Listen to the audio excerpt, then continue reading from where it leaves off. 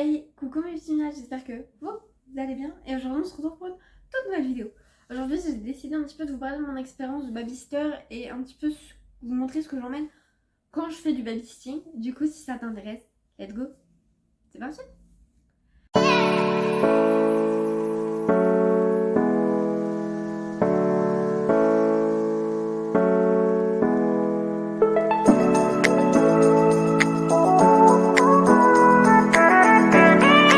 Alors, faut savoir que je fais du babysitting depuis mes 15 ans. Enfin, depuis que je suis rentrée au lycée. J'ai commencé très jeune. Je vous conseille pas de commencer très jeune. Je vous conseille de commencer à partir de 16-17 ans. Après, ce n'est que mon point de vue. J'ai gardé que des enfants d'entourage quasiment durant ces eaux-là. Et après, j'ai commencé à garder des enfants d'autres personnes. Voilà. Pour un petit peu mon expérience, c'était principalement des enfants entre 1 an et demi et 10-11 ans. Donc voilà. On a fait pas mal de choses ensemble et je voulais vous en parler. Donc voilà. Alors déjà, dans mon sac de babysitter, donc généralement je prends ce sac-ci, j'ai plein de choses. J'ai une gourde d'eau parce que je déteste utiliser les boissons que les parents peuvent mettre à disposition. C'est comme souvent, les parents vont vous proposer à manger. Je déteste manger ce que les parents achètent, enfin préparent, parce que je considère que c'est pas aux parents de nous payer à manger ou à boire, étant donné qu'ils nous payent déjà pour garder les enfants. Après, ça, c'est à vous de voir en fonction de comment vous vous sentez avec les parents. Moi, je sais que c'est l'éducation que j'ai eue, donc j'ai du mal. Mais après, à vous de voir. Du coup, j'ai toujours ma gourde d'eau et quand j'ai besoin, j'ai ma gamelle. Mais voilà. Je prévois toujours des livres pour les enfants. Donc là, je vous en ai choisi 3. Celui-ci, c'est plus pour les tout petits. J'utilise principalement pour les 1-5 ans. À savoir que j'ai pas mal de livres pour enfants. Et pour ma part, j'ai mis la tranche d'âge là. Pour ceux que j'arrivais à peu près à situer, il y en a souvent les livres McDo sont compliqués à situer, je viens de vous le dire. Il y a celui-ci, McDo, hein. Et un dernier, c'est des livres un peu plus éducatifs, c'est plus pour l'entrée en CP, début de CE1, c'est pour la lecture, voilà. Les 3 que j'ai sélectionnés, vous pouvez également avoir des petits cahiers d'activités. Je prends bien évidemment mon PC qui me sert principalement si les enfants font la sieste ou si je les garde le soir pour pouvoir soit regarder Netflix et utiliser la télé de la famille, soit pour travailler, que ce soit pour YouTube, que ce soit pour la fac ou tout autre. Voilà. Mais mon PC, voilà, je l'ai toujours. On ne sait jamais ce qui peut se passer. Et généralement, il y a des fois où je réponds à des mails. Enfin bref, voilà. J'emmène également des activités. Alors par exemple, pour Pâques, on avait fait... on avait juste pris un rouleau de papier toilette et qu'on avait peint. Et on avait fait des oreilles dans du papier. Et les yeux, on l'avait fait avec de la feutrine. Voilà, donc j'utilise à la fois ce que les parents ont et ce que moi je peux avoir. On avait fait un petit peu comme ça.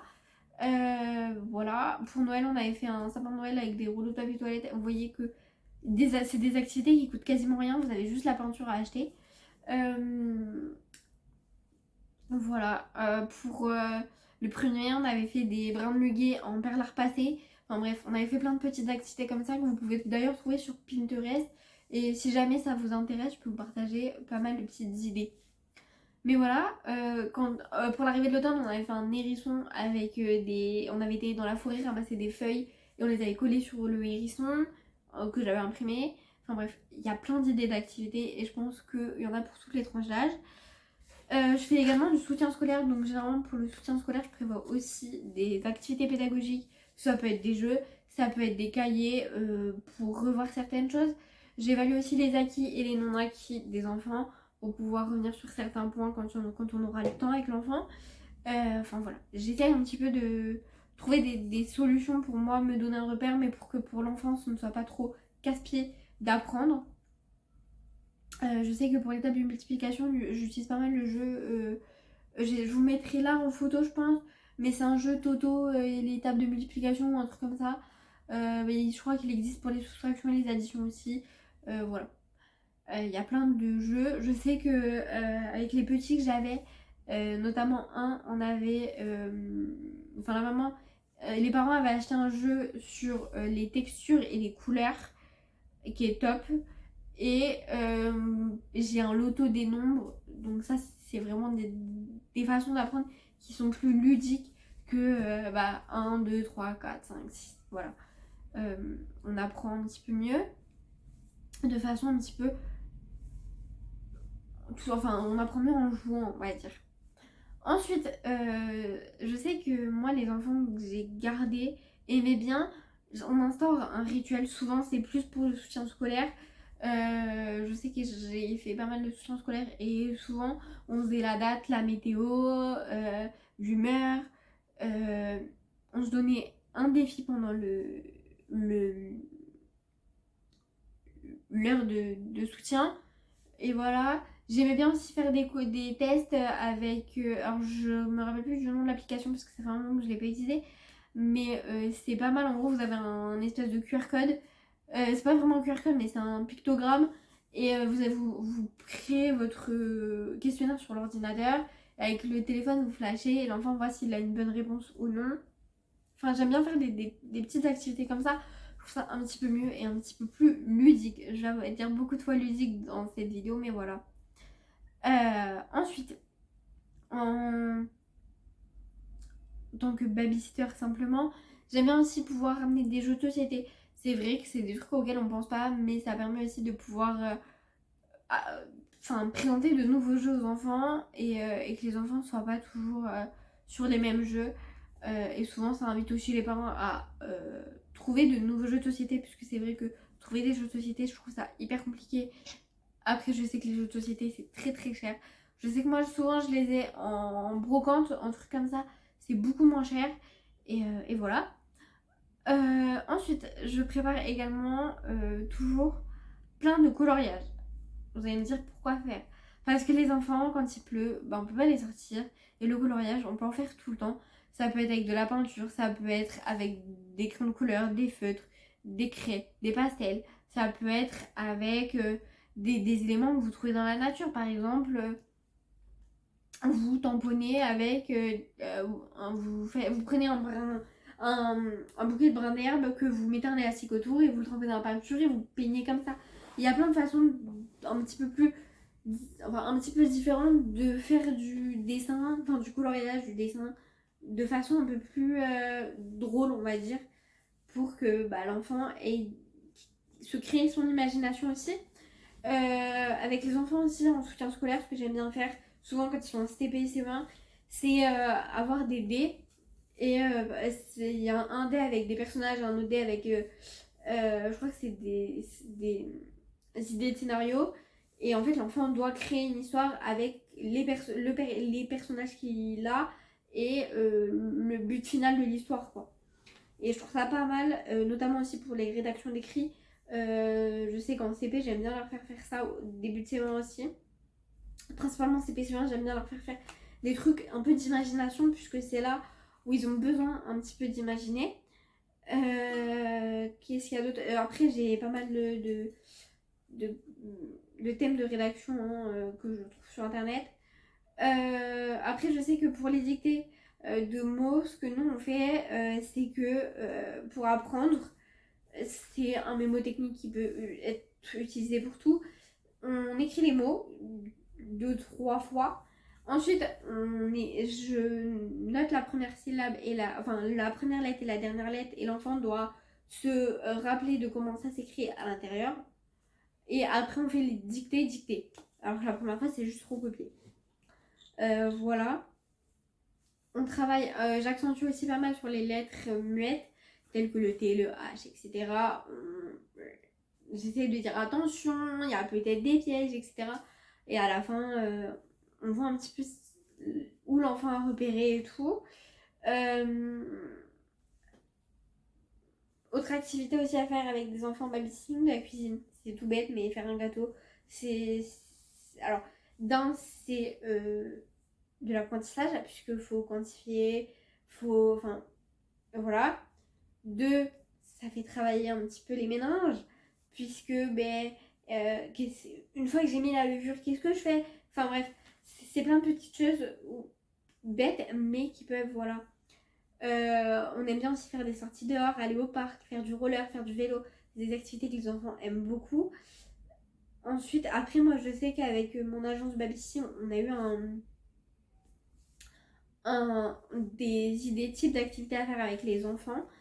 J'aime bien aussi, alors ça c'est plus le soir ou à la sieste, lire une histoire. Éviter la télé un maximum, puisque la télé, on le sait tous, c'est très mauvais pour les enfants.